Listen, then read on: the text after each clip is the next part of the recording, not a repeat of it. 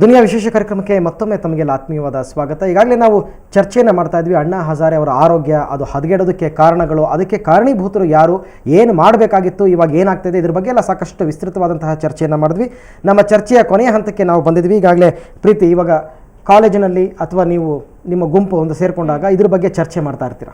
ಕೊನೆಯದಾಗಿ ನಿಮಗೆ ಮನಸ್ಸಿಗೆ ಏನು ಅನಿಸ್ತಾ ಇದೆ ಈ ಲೋಕಪಾಲ್ ಬಿಲ್ ಬಗ್ಗೆ, ಅಣ್ಣಾ ಹಜಾರೆ ಅವರ ಹೋರಾಟದ ಬಗ್ಗೆ ಏನು ಅನಿಸುತ್ತೆ ನಿಮಗೆ? ಅದು ಮೊದಲು ಜಾರಿ ಆಗಬೇಕು ಅಂತ ಅನಿಸ್ತಿದೆ. ಬಿಕಾಸ್ ಎಷ್ಟು ಹೋರಾಟ ನಡೀತಿದೆ ಎಲ್ಲ ಕಡೆ ನಾವು ನೋಡ್ತಿದ್ದೇವೆ. ಕಾಲೇಜಲ್ಲಿ ಸ್ಟೂಡೆಂಟ್ಸ್ ಎಲ್ಲ ಕ್ಲಾಸ್ ಅಟೆಂಡ್ ಮಾಡ್ದಲ್ಲೇ ಬಂದು ಎಲ್ಲ ಹೋರಾಡ್ತಾರೆ. ಬಟ್ ಅದಕ್ಕೊಂದು ರೆಸ್ಪಾನ್ಸ್ ಅಂತ ಸಿಗ್ತಾ ಇಲ್ಲ. ಒಂಥರ ಒಂದು ಯಾವ ಥರನೂ ರೆಸ್ಪಾನ್ಸ್ ಇಲ್ಲ, ಕೇರೇ ಮಾಡ್ತಿಲ್ಲ ಯಾರು, ಅವ್ರು ಮಾಡ್ಕೊಂಡಿದ್ದು ಮಾಡ್ಕೊಳ್ಳಿ ಬಿಡು ಅನ್ನೋಂಗೆ. ಸೊ ಅದಕ್ಕೊಂದು ಸ್ಟ್ರಾಂಗ್ ಆಗಿ ಏನೋ ಒಂದು ಬರಬೇಕೀಗ ಅಷ್ಟೇ. ಈಗ ನಿಮ್ಮ ಕಾಲೇಜಿನಲ್ಲಿ ನಿಮ್ಮ ಫ್ರೆಂಡ್ಸ್ಗಳು ನೀವೆಲ್ಲ ಎಷ್ಟರ ಮಟ್ಟಿಗೆ ಅವ್ರಿಗೆ ಸಪೋರ್ಟ್ ಮಾಡೋದಕ್ಕೆ ಸಾಧ್ಯತೆ ಇದೆ? ಎಷ್ಟರ ಮಟ್ಟಿಗೆ ನೀವು ಅವ್ರಿಗೆ ಸಪೋರ್ಟ್ ಮಾಡ್ತೀರಾ? ಕೇವಲ ಫ್ರೀಡಮ್ ಪಾರ್ಕಲ್ಲಿ ಕೂತ್ಕೊಂಡು ಜೈ ಜೈ ಅಂತ ಕೂಗ್ತಕ್ಕಂಥದ್ದ? ಅವಕಾಶ ಬಿದ್ದರೆ ಡೆಲ್ಲಿ ತನಕ ಹೋಗೋದಕ್ಕೆ ನೀವು ರೆಡಿನಾ? ರೆಡಿ, ಹೋಗ್ಬೇಕು. ಅದೇ ಅಲ್ಲಿ ಹೋಗಿ ಕುತ್ಕೊಂಡು ಅವ್ರ ಜೊತೆ ನಾವು ಉಪವಾಸ ಮಾಡಿದ್ರೆ ಅದಕ್ಕೊಂದು ಸ್ಟ್ರಾಂಗ್ ಆಗಿ ಏನೋ ಒಂದು ಸಿಗುತ್ತೆ.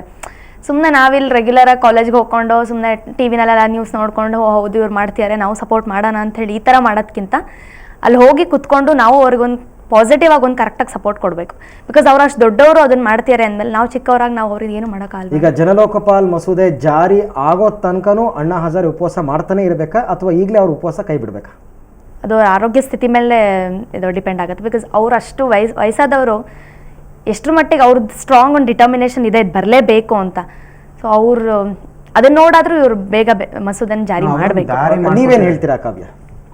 ಲೋಕಪಾಲ್ ಬರಬೇಕು, ಅಟ್ಲೀಸ್ಟ್ ಒಂದು ಕಾಮನ್ ಮ್ಯಾನ್ಗೆಲ್ಲ ಸಪೋರ್ಟ್ ಆಗಬೇಕು. ಅದು ಬಂದು ಅಣ್ಣಾ ಹಜಾರೆ ಅವ್ರು ಇಲ್ಲಿಗೆ ನಿಲ್ಲಿಸ್ಬೇಕು ಸತ್ಯಾಗ್ರಹ. ನಿಲ್ಲಿಸ್ಬೇಕು ಅಂದ್ರೆ ಒಂದೇ ಸತಿ ನಿಲ್ಸಕ್ಕಂತೂ ಆಗಲ್ಲ. ಬಿಕಾಸ್ ಅದನ್ನ ನಿಲ್ಸ್ಬಿಟ್ರೆ ಆಯ್ತು ಸುಮ್ಮನೆ ಆಗ್ಬಿಡ್ತಾರೆ ಎಲ್ಲರೂ. ಮತ್ತೆ ಇವಾಗ ನಮ್ಮ ಬಾಬಾ ರಾಮದೇವೇ ಮಾಡಿದ್ರಲ್ವ, ಅವಾಗ ಎಷ್ಟೊಂದು ಅವ್ರು ಸಪೋರ್ಟ್ ಮಾಡಿ. ಈಗ ಅವ್ರದ್ದು ಏನು ನಡೀತಿಲ್ಲ, ಈಗ ಸ್ವಲ್ಪ ಎಲ್ಲ ಸ್ಟಾಪ್ ಆಗಿದೆ.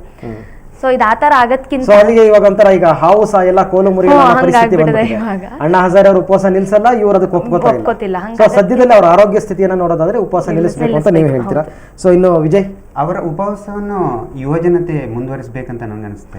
ಅಂದ್ರೆ ಅವ್ರನ್ನ ವಸ್ತುವಾಗಿ ಇಟ್ಕೊಂಡು ಅವರ ಬೆಂಬಲ ಯಾವಾಗ್ಲೂ ಬೇಕು. ಈಗ ಅವರೊಂದು ಬೃಹತ್ ದಾರಿಯನ್ನು ಮಾಡಿಕೊಟ್ಟಿದ್ದಾರೆ. Hole country has been followed in. So ಅವರ ದಾರಿಯನ್ನು ನಾವು ಫಾಲೋ ಮಾಡಬೇಕಾಗುತ್ತೆ.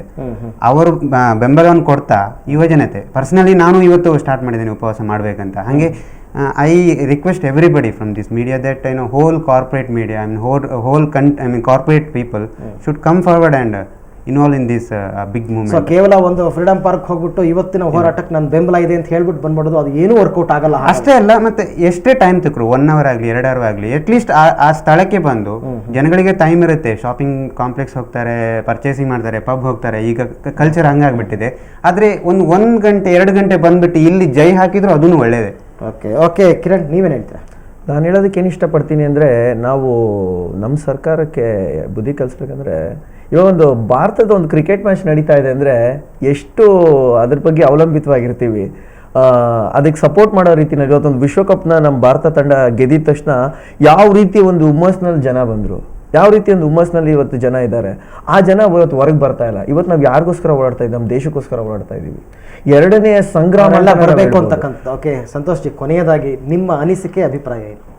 ನನಗನ್ಸುತ್ತೆ ಬಹುಶಃ ಭಾರತದಲ್ಲೊಂದು ಹೊಸ ಒಂದು ಅನ್ನುತ್ತಾ ನಿಮ್ಗೆ ಅನ್ಸುತ್ತೆ ಈಗ ಈ ಲೋಕಪಾಲ್ ಮಸೂದೆ, ಜನಲೋಕಪಾಲ್ ಮಸೂದೆ ಜಾರಿ ಆಗುತ್ತೆ ಅನ್ಸುತ್ತೆ? ಆಗಲೇಬೇಕು. ಇಲ್ಲ ಅಂತಂದ್ರೆ ಇದು ಬಹಳ ದೊಡ್ಡ ಹೊಡೆತ ಆಗುತ್ತೆ ಈ ಸರ್ಕಾರಕ್ಕೆ. ಓಕೆ, ಈಗ ಉಪವಾಸದ ಬಗ್ಗೆ ಏನ್ ಹೇಳ್ತೀರಾ? ಅದೇ ನೋಡಿ, ಮಕ್ಕಳು ಎಷ್ಟು ಬದಲಾಗಿದ್ದಾರೆ, ಆ ಮಕ್ಕಳಲ್ಲೂ ಸಮೇತ ಎಷ್ಟು ಪ್ರಬುದ್ಧತೆ ಬರ್ತಾ ಇದೆ ಅನ್ನೋದಕ್ಕೆ ಒಂದು ಅಣ್ಣಾ ಹಜಾರೆ ಮೇಲೆ ಇರ್ತಕ್ಕಂಥ ಕಾಳಜಿ.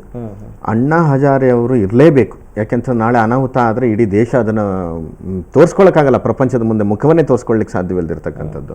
ಅಹಿಂಸೆಯನ್ನು ಹೇಳ್ಕೊಟ್ಟಿರ್ತಕ್ಕಂಥ ದೇಶದಲ್ಲಿ ಅಹಿಂಸಾ ಯುದ್ಧದಲ್ಲೇ ತಾನೊಂದು ಹೀಗಾಯಿತು ಅಂತ ಅಂದ್ಬಿಟ್ರೆ ಬಹಳ ತೊಂದರೆ ಆಗುತ್ತೆ. ಅಂಥದ್ರೊಳಗೆ ಇವರೆಲ್ಲ ಸೇರ್ತಾ ಇದ್ದಾರೆ, ಅವ್ರುಗಳು ಉಪವಾಸ ಮಾಡಬೇಕು ಅಂತ ಹೇಳ್ತಿದ್ದಾರೆ. ಅದು ಬಹಳ ಒಳ್ಳೆಯ ವಿಷಯ. ಅದನ್ನ ಓಕೆ, ಅಂದ್ರೆ ಒಂದು ಕಡೆನಲ್ಲಿ ನಾವು ನೋಡ್ತಾ ಹೋದ್ರೆ ಅಣ್ಣಾ ಹಜಾರೆ ಅವರೇ ನಮಗೆ ಒಂದು ಸಾಕ್ಷಾತ್ ಗಾಂಧಿವಾದಿ ಅಂತ ನಾವು ಅವ್ರನ್ನ ಒಂದು ಪ್ರೇರೇಪಣೆಯಾಗಿ ಇಟ್ಕೊಂಡು ಜನಗಳು ಉಪವಾಸವನ್ನು ಮುಂದುವರಿಸಬೇಕು. ಅಣ್ಣಾ ಹಜಾರೆ ಅವರ ಆರೋಗ್ಯದ ದೃಷ್ಟಿಯಿಂದ ಅವರು ಉಪವಾಸವನ್ನು ಕೈ ಬಿಡಬೇಕು.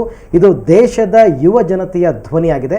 ಹಾಗೆಯೇ ಆದಷ್ಟು ಬೇಗ ಅಣ್ಣಾ ಹಜಾರೆ ಅವರು ಶೀಘ್ರವೇ ಅವರ ಆರೋಗ್ಯದಿಂದ ಚೇತರಿಸಿಕೊಳ್ಳಿ ಅಂತಕ್ಕಂಥ ಹಾರೈಕೆಯನ್ನು ಮಾಡ್ತಾ ಇವತ್ತಿನ ಕಾರ್ಯಕ್ರಮವನ್ನು ಮುಕ್ತಾಯಗೊಳಿಸ್ತಾ ಇದ್ದೀವಿ. ಕ್ಷಣ ಕ್ಷಣದ ಸುದ್ದಿಗಾಗಿ ನೋಡ್ತಾ ಇರಿ ಸುವರ್ಣ ನ್ಯೂಸ್ 24/7.